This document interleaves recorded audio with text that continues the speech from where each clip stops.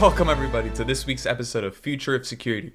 I'm your host Luca, and today we're going to be talking about how a Chinese state-backed group called Salt Typhoon, which you might have heard about before, has hacked at least 8 American telecommunication companies, including AT&T and Verizon, and that, according to the FBI, none of them have managed to remove these Chinese hackers from their systems. This is to be believed to be the largest hack on American telecommunications companies in US history. One of the worst cyber hacks in history. The worst hack in our nation's history. Broad Chinese hacking operation had infiltrated at least 8 American telecommunication companies. Simultaneously, over the last 1 to 2 years, dozens of telecommunication companies across Asia and Europe have been compromised as well, according to the White House.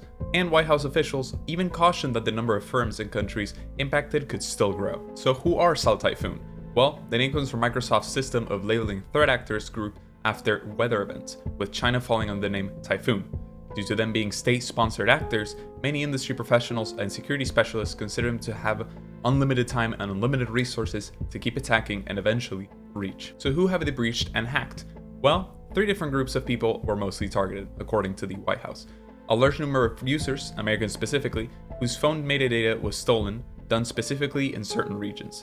Professionals believe this was mostly done in order to identify members in the second group, which is a small group of individuals whose audio calls and text messages were specifically targeted and successfully intercepted, which included senior members of the Trump and Harris campaigns, including Donald Trump and his roommate J.D. Vance, along with people associated closely with Kamala Harris. And the third group is actually the portal that law enforcement uses to submit court orders to telecommunication companies and internet service providers in order to get internet activity from suspecting users. With all of that said, the government, quote, doesn't believe any classified communications have been compromised, even though they believe it's been happening for a year or 2.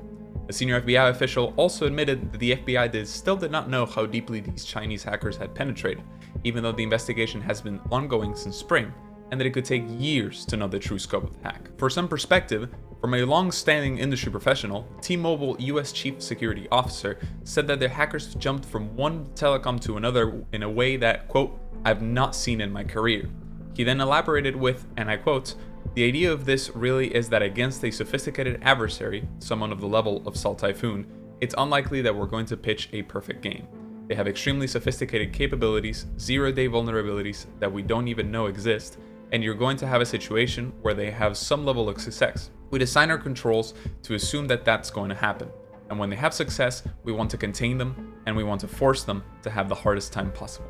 Even with all of that said, Chinese government-linked groups that Microsoft tracks, such as Storm 2077, have been actively targeting critical organizations and US government agencies as of December 5th, meaning Salt Typhoon is only one of many currently ongoing Chinese attackers. China has actually responded to these accusations, with the Chinese embassy spokesman Liu Pengyu saying that the US claims were disinformation, and adding, quote, China firmly opposes and combats all kinds of cyber attacks.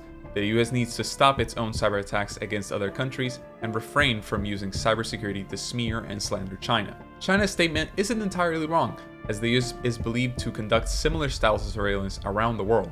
Surveillance being a key term here because, 1, that is the term the US government uses, 2, it is done for espionage and not to cause infrastructure damage, seemingly the same purpose of this Chinese-related attack, and 3, no signs of any of this information, both from this Chinese surveillance and from the American surveillance, can be found online. It's purely for the purposes of espionage. So what now? What can telecom companies do and the US government do to combat these cyber attacks? And what can you do to protect your information? Well, for starters, the only possible current solution is to make the optional cybersecurity milestones present right now for companies into mandatory ones.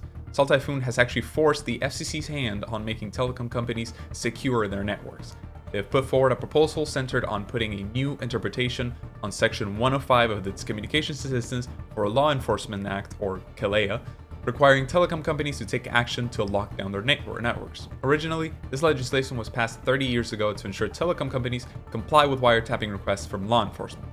But it is only done if with lawful authorization, meaning that they will begin considering cybersecurity attacks as breaches of this legislation. And if you personally are concerned about the privacy of your communication, CISA, or the Cybersecurity Infrastructure Security Agency, and FBI officials both recommend using encrypting messaging apps and encrypted voice communications such as WhatsApp. That's all we know so far for this story, what it means for the security of the country, as well as your personal security. Like I mentioned before, it could take years before we know the full extent of this hack, but as soon as we know more, I will update you all with the latest. All of the references for everything I've talked about in this video, including a video from PBS, as well as resources from other things such as AP, Dark Reading, Bleeping Computer, Hacker News, etc., are all in the description. This is Luca for Future of Security. Have a great week. Subscribe.